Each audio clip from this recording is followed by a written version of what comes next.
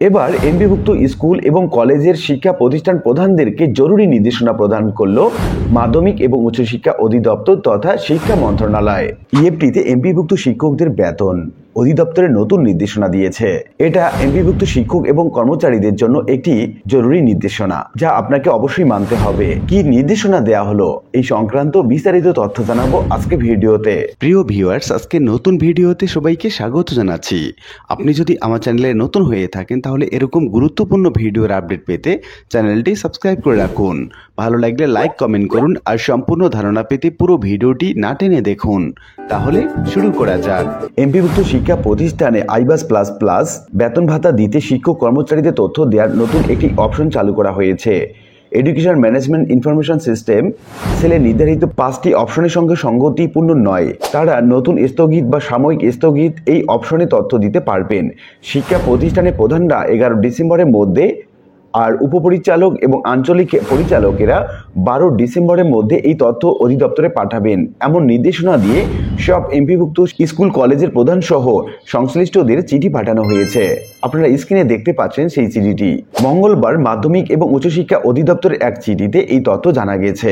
জানা যায় যেসব শিক্ষা প্রতিষ্ঠানে স্কুল এবং কলেজ এমপিভুক্ত জনবল রয়েছে তাদের এমপিও টাকা আইবাস প্লাস প্লাসে পাঠানোর জন্য এমপিভুক্ত শিক্ষক কর্মচারীদের তথ্য দেওয়ার জন্য প্রতিষ্ঠান প্রধানদের সময়সীমা 5 ডিসেম্বর পর্যন্ত নির্ধারণ করা ছিল, কিন্তু কিছু প্রতিষ্ঠান এখনও তাদের তথ্য দিতে পারেনি।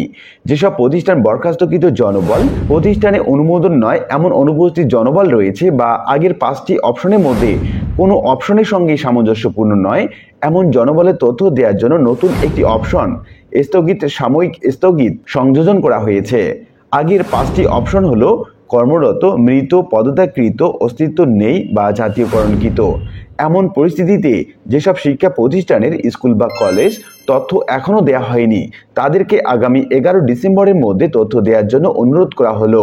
প্রতিষ্ঠান প্রধানের কাছ থেকে অনলাইনে পাঠানো তথ্য এবং দাখিল করা হার্ড কপি ডকুমেন্ট যাচাই করে স্কুলের ক্ষেত্রে উপজেলা থানা মাধ্যমিক শিক্ষা কর্মকর্তা এবং কলেজের ক্ষেত্রে আঞ্চলিক পরিচালক পরবর্তী কার্যক্রমের জন্য 12 ডিসেম্বরের মধ্যে মাধ্যমিক এবং উচ্চশিক্ষা অধিদপ্তরে পাঠাবেন। তো লিখিত আলোচনা থেকে আমরা এইটুকু বলতে পারি যে এমপিভুক্ত স্কুল এবং কলেজের শিক্ষক কর্মচারীদের জন্য একটা দারুণ বার্তা। মূলত এটি ইএফটিতে বেতন পাওয়ার জন্য তাদের এই নির্দেশনাটি অবশ্যই মানতে হবে এবং 11 ডিসেম্বরের মধ্যে স্কুল এবং কলেজের যারা এমপিভুক্ত শিক্ষক এবং কর্মচারী আছেন তাদের ডাটা প্রধান শিক্ষক বা অধ্যক্ষর মাধ্যমে 11 তারিখের মধ্যে তারা পাঠাবেন।